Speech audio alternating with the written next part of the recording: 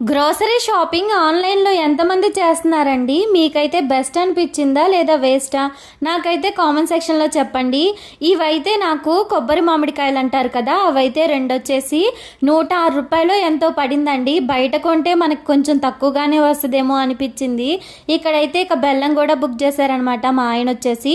నిమ్మకాయలు అయితే ఇక చెప్పనవసరం లేదండి, మరీ దారుణంగా వచ్చాయి. అసలు ఎంత చిన్న సైజు చూస్తున్నారు కదా, అసలు బయట అయితే చక్కగా కొంచెం అంత లావు కాయలే వస్తాయేమో అనిపించింది నాకైతే.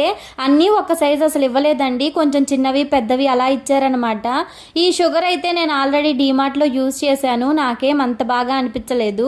ఇక ఇప్పుడైతే మా హస్బెండ్ జెప్టోలో అయితే బుక్ చేశారు. ఇదైతే ఒక్కోటి 60 రూపీసో ఏమో పడిందండి. మొత్తం మీద టోటల్ వచ్చేసి నాకు 300 అబోనే పడ్డాయి అనమాట. ఇదైతే నాకు బెస్టో వేస్టో అర్థం కాలేదు, కానీ బయట తీసుకుంటే ఇంకొంచెం బెస్ట్గా కొనుక్కోవచ్చు కదా అనిపించింది.